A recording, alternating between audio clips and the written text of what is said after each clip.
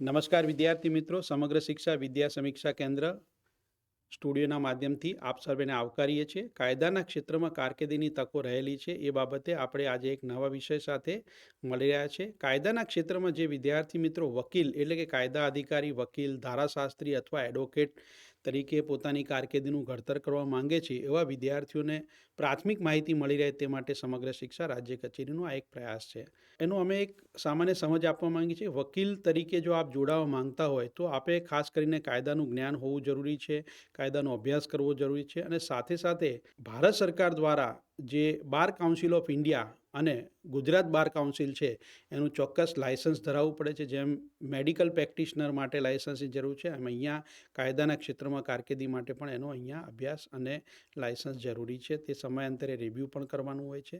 ખાસ કરીને સિવિલ અને લીગલ મેટરને લગતા જે ડિસ્પ્યુટ થતા હોય છે એની અંદર આપ કાયદાના ક્ષેત્રમાં નિષ્ણાત તરીકે આપે કામ કરવાનું થાય છે. અહીંયા આપે ચોક્કસ પ્રકારની ક્ષમતા હોવી જરૂરી છે. જેમ દરેક વ્યવસાય માટે ચોક્કસ કૌશલ્યો છે એમ અહીંયા આપનું વાકચાતુર્ય એટલે કે આપનું ઇફેક્ટિવ કોમ્યુનિકેશન સ્કિલ હોવું જરૂરી છે. સાથે ક્રિટિકલ થિંકિંગ છે, એનાલિટિકલ થિંકિંગ છે અને એક ખંત અને ધીરજ. કારણ કે શરૂઆતમાં જ્યારે આપ વકીલના વ્યવસાય તરીકે સ્વીકારશો ત્યારે શરૂઆતમાં પ્રેક્ટિસ ઓછી હોય ત્યારે આપની આવક શરૂઆતમાં ઓછી હોય, પણ ધીરે ધીરે જેમ જેમ એટલે કે આ બૌદ્ધિક સંપદાને લગતી એક પ્રવૃત્તિ છે કે જેની અંદર આપ વ્યવસાય તરીકે સ્વીકારશો એટલે જેમ જેમ આપનો અનુભવ વધશે એમ આપની જે કૌશલ્ય છે એના આધારે એમાં ચોક્કસ પ્રકારની આવક વધતી જાય છે. અહીંયા પ્રોબ્લેમ સોલ્વિંગ સ્કિલનું પણ બહુ અગત્યનું છે. કારણ કે દરેક વ્યક્તિમાં સ્કિલ હોય છે પણ અહીંયા પ્રોબ્લેમ સોલ્વિંગ એટલે કે સમસ્યાને ઉકેલવા દરેક લોકો નાની મોટી સમસ્યા ઉકેલતા હોય, પણ કાયદાના વિઝનથી, કાયદાના બળથી, સામાજિક પુનર્વસનના એંગલથી એ વ્યક્તિને કોઈ આર્થિક લાભ મળશે, અન્ય લોકોને નુકસાન ન થાય, એ બાબતને ધ્યાને રાખી અને એક આખું જે સમસ્યાનો ઉકેલ લાવવા માટેનું જે આખું લીગલ પર્સપેક્ટિવથી જોવાની વાત છે એ સ્કિલ આપની પાસે હોવું જરૂરી છે. કેટલાક વિદ્યાર્થી મિત્રો જ્યારે પૂછતા હોય છે કે સાહેબ આ ક્ષેત્રમાં અમારે જવું હોય તો કેટલો અભ્યાસ કરવો પડે, શું કરવું પડે, તો આપણે એની પણ ચર્ચા કરીએ. સામાન્ય રીતે કોઈપણ વિદ્યાશાખાની અંદર જ્યારે વિદ્યાર્થી 12મું પૂર્ણ કરે છે એટલે કે 12મું ધોરણ પાસ કરે છે કોઈપણ પ્રવાહ સાથે, ત્યારે જો એને ડિપ્લોમા કરવું હોય તો 5 વર્ષનો સંકલિત અભ્યાસક્રમમાં પ્રવેશ મેળવી શકે છે અને કોમન લો એડમિશન ટેસ્ટ એટલે કે CLAT અથવા તો ઓલ ઇન્ડિયા લો એન્ટ્રન્સ ટેસ્ટ એટલે અહીંયા આપણે સમજીએ તો AILET જેનું શોર્ટ ફોર્મ છે, અથવા તો લો સ્કૂલ એડમિશન ટેસ્ટ LSAT, આ પ્રકારની પરીક્ષા આપ પાસ કરી અને અથવા તો પછી કાયદાના ક્ષેત્રમાં આપ LLBની ડિગ્રી મેળવો એટલે કે એક પ્રકારની સ્નાતકની ડિગ્રી છે, અથવા તો પછી સ્નાતકની ડિગ્રી મેળવવા જે તે ક્ષેત્રના અનુસ્નાતક LLMની ડિગ્રી મેળવો તો એ આપણને આ કારકિર્દી ઘડતરમાં વધુ ઉપયોગી બનતી હોય છે.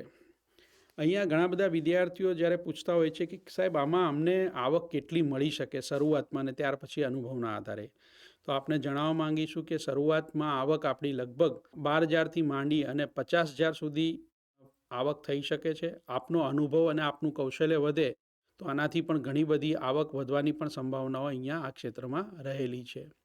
કેટલાક વિદ્યાર્થીઓ જ્યારે પૂછતા હોય છે કે આ અભ્યાસ કરવો હોય તો અમારે અંદાજિત ખર્ચ કેટલો થાય, તો જો આપને સરકારી કોલેજમાં મેરિટના આધારે મળે તો કોઈ એટલો અભ્યાસ માટેનો ખર્ચ બહુ થતો નથી. જેમાં ખાસ કરીને કન્યાઓની રાજ્ય સરકાર દ્વારા ચોક્કસ પ્રકારની જે યોજનાકીય સહાય આપવામાં આવે છે તો એની ફી પણ ઓછી હોય છે. દિવ્યાંગો માટે પણ ફી ઓછી હોય છે, તો એનો પણ લાભ મેળવી શકો છો.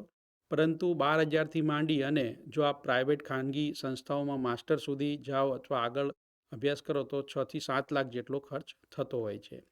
પણ ચોક્કસ આપણે જણાવવા માંગીશું કે અહીંયા શિષ્યવૃત્તિનો પણ લાભ વિદ્યાર્થીઓને મળવા પાત્ર છે કે જેથી આર્થિક રીતે જે વિદ્યાર્થીઓને પરવડે એવું નથી એવા વિદ્યાર્થીઓ શિષ્યવૃત્તિનો લાભ મેળવી અને પણ પોતાનું આ ક્ષેત્રમાં કારકિર્દી ઘડતર કરી શકે છે.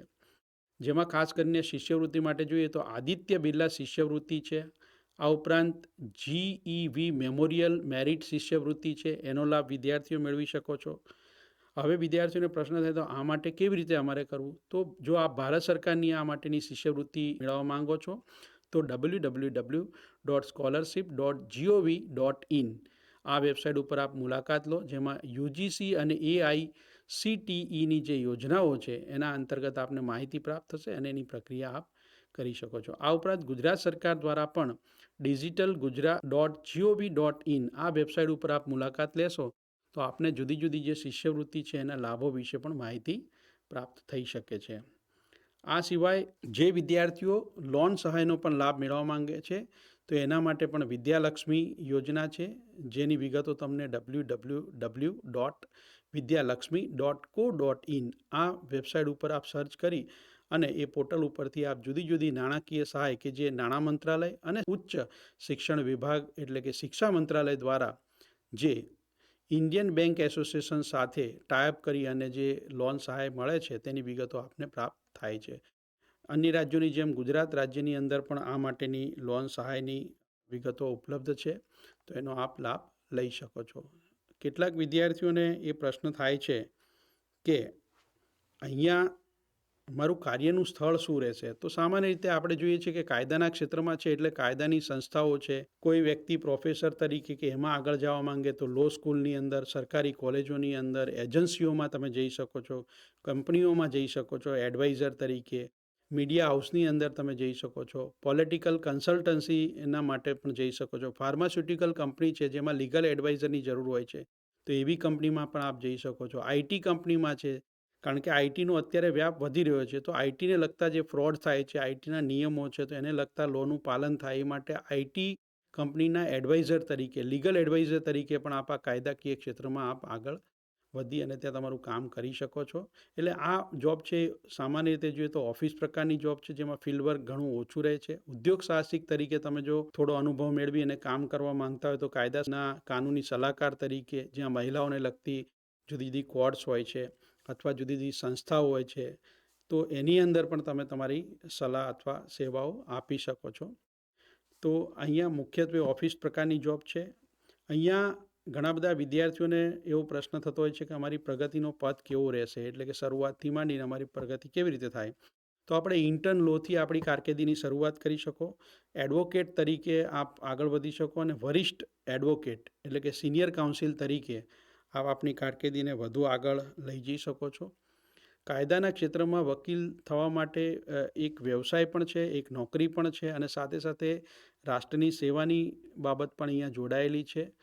તો મને આશા છે કે અમારો સમગ્ર શિક્ષાનો જે આ એક નાનકડો પ્રયાસ વિદ્યા સમીક્ષા કેન્દ્ર અમારા જે સ્ટુડિયોના માધ્યમથી, અમારી ટેકનિકલ સપોર્ટ ટીમના માધ્યમથી અમે કર્યો છે એ આપને ઉપયોગી બનશે એવી આશા.